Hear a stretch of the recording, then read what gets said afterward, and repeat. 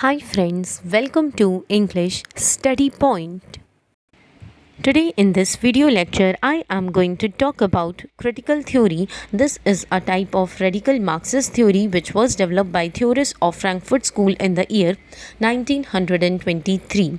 What did these theorists at that time did was that first they observed society's phenomena, and on the basis of their observation they finds out that how in this society poor people are on the verge of continuous exploitation, and they are the ones who are victims of all different kinds of injustices. So in response to observing all these social conditions, these theorists with the help of this theory, which is now called as critical theory, they try to bring radical ideas which are very much revolutionary in nature. And by this theory they tends to push these poor people that they have to fight or revolt against all different types of injustice, or all forms of oppression that they are bearing on their part. And also with this theory they are means these theorists trying to bring into people's focus, or try to bring into limelight, that how these poor people are facing different forms of issues, and by bringing these issues into focus they try to liberate these poor people from the clutches of these rich people who are continuously trying to bring these people down. So, this critical theory is regarded as a theoretical output of Frankfurt School. So, on the basis of observing society's conditions, how in this society people function, and how there is a wide variety of gap between rich as well as poor people. So by observing all these things they developed a theory which is called as critical theory. So critical theory is a theoretical output of Frankfurt School. Frankfurt School theorists comprises of strong networks of theorists which include radical philosophers, economists and socialists. This institute was founded in early 1920s to promote radical intellectual ideas. So, we are here getting to know that this institute was founded with the intention to promote intellectual ideas which are radical in nature, which means these ideas bring some kind of revolution in society. And these ideas which are there in critical theory, they stands in sharp contrast with traditional Marxist views. इस institution को कुछ theorist ने इसलिए found किया था ताकि ये theorist traditional Marxist ideas को अपोज कर सके, क्योंकि ट्रेडिशनल मार्क्सिस्ट आइडियाज़ केवल पावरफुल लोगों की डोमिनेंट आइडियोलॉजी को सपोर्ट किया करते थे, एंड रेडिकल थ्योरिस्ट सोसाइटी में रहने वाले गरीबों के वेलफेयर के बारे में सोचा करते थे, उनके इश्यूज़ को हाईलाइट करके उन्हें इंस्पायर करते थे कि उन्हें गलत के खिलाफ आवाज़ उठानी चाहिए और अपने आप को हर एक ऑपरेशन से फ्री कर लेना चाहिए. These theorists of Frankfurt School, while developing critical theory, drew inspiration from critical methods of Karl Marx and Sigmund Freud. So, these theorists came to know about this term psychology from the works of Sigmund Freud, and after knowing this term psychology, they applied this term to their own theory, which is called as critical theory. And after applying this term to this theory, they talked about that how in this society, means in a society in which we are living, this society is running as per the psychology of dominant people. So these dominant people develop ideology, and these ideologies are forcibly imposed on poor people. And these poor people, in order to spend their life, they have to blindly accept these ideologies. And also this theory is inspired from the ideas of Karl Marx. Karl Marx, he developed his theory, and while developing his theory he brings into focus relationship between economic base and ideological superstructure, and focuses on how power and domination operate in the realm of superstructure. Now, here I am naming those theorists who are associated with Frankfurt School. Critical theory developed by theorists, which includes thinkers like Max Horkheimer. So, he is the one who was first to invent this idea of developing critical theory. Then another one is Herbert Marcuse, Theodore Adorno, Walter Benjamin, Antonio Gramsci, Jürgen Habermas, Ivan Illich, Paul Freire, Erich Fromm. These are the people, or these are the theorists who constitute the Frankfurt School. So these are major persons who are associated with forming this Frankfurt School. Here I am telling you ideologies of some Frankfurt theorists. First one is Max Horkheimer. He was a German philosopher and he was the one who developed this concept of critical theory in his book called Traditional and Critical Theory, which was published in the year 1937. Another one is Adorno and Horkheimer, Max Horkheimer, all together talks about critical theory in work called The Dialectic of Enlightenment.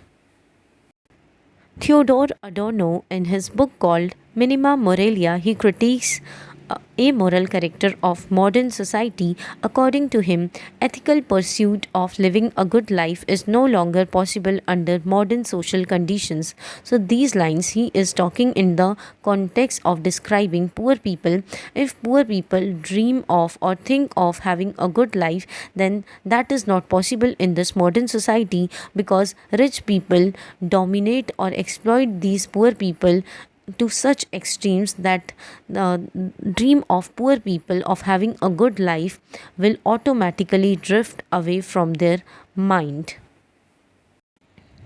Let's discuss about Herbert Marcuse's ideology. What he thinks is that in his book One Dimensional Men, he talks about how modern persons are becoming controlled by rationalizing forces of mass media, advertising, science, technology, and as a result becoming increasingly one dimensional in their thoughts and activities. So what these things means: mass media, advertising, science, technologies, these things try to overexhaust people in such a manner that these things played with the mind of people and compels them to think about only logic behind everything. Even if they think of doing welfare of poor people, then this logic stops them to do welfare of others, and it instead creates a kind of questioning in themselves, that they ask from themselves what they will gain in return when they welfare others. So these things allowed them to only think about themselves, not to do welfare of others. यानी कि इन चीज़ों ने लोगों को इतना ज़्यादा self absorb कर लिया कि लोग केवल अपने बारे में सोचते हैं, दूसरों का भला नहीं करना चाहते.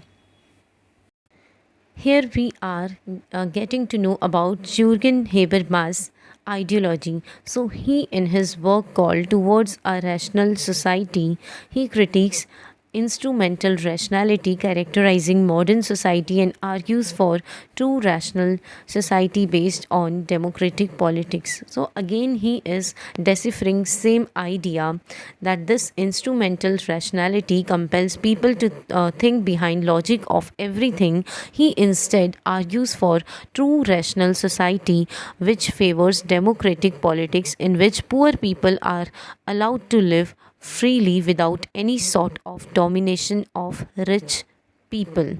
So without any kind of domination of or imposition of any sort of ideologies on these poor people, they want such nation to be created where these people, poor people, are also to be respected. Let's know the characteristic features of critical theory. So, it is a radical and emancipatory form of Marxian theory.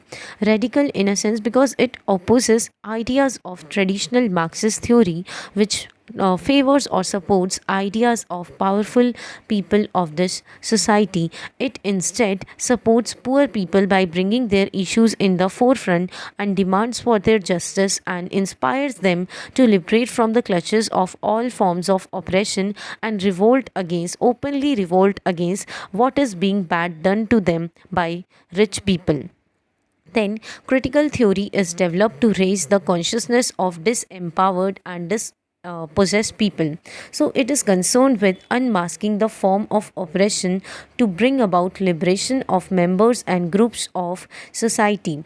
Then it challenges against powerful people and their forcible dominant ideologies imposed on these poor people.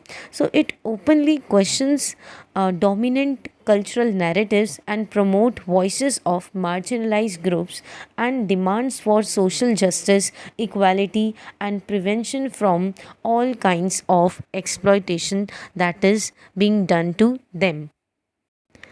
It is a social theory oriented towards critiquing and changing society as a whole. Why this is a social theory? Because it is concerned with poor people who are part of society, and it also critiques rich people and their imposition of dominant ideologies. It also at the same time changes society by raising voice against oppression faced by marginalized sections. It liberates them from trapped clutches of rich people. In this way it brings changes. Then critical theory is an approach to understand power and inequality in society. So, this theory makes us as readers comprehend how, in this society, powerful people have stronghold and how poor people are victims of several kinds of inequalities. So, it this approach helps in comprehending all these types of inequalities, injustices that is being happening with these poor people. They are the major victims of rich people. Rich people try to dominate them in each manner. Then it describes unequal distribution of power between rich and poor people. So it sees power as unevenly distributed in society. This critical theory is a major tool which brings into readers focus that how in this society power is unevenly distributed, and rich people by using this power they maintain and reproduce all kinds of social inequalities. And it also at the same time this theory transforms power structure by challenging against injustices faced by poor people. It inspires poor people to revolt against rich people. In this way it transforms power structure in the pursuit of social justice and equality.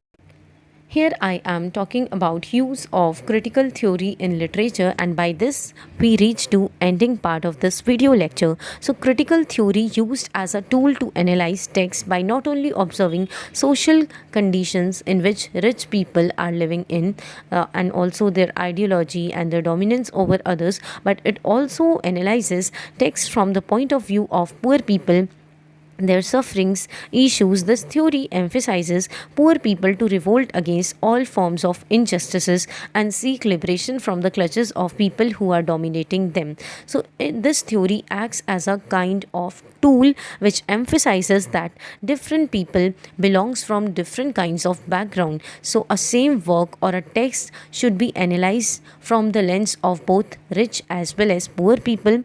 This theory tends to analyze life experience of real people, their conditions, their sufferings in society. It at the same time examines social conditions of rich as well as poor people to bring hidden structure to limelight, or to bring hidden structure into readers' focus. So it is a type of theory which aligns with interest opposed to those of dominant culture. It is a lens that a literary critique put on in order to bring certain elements of the work into focus. Then with this video lecture ends here. Hope this video lecture will help you in your UGC NET English literature exams. Thank you.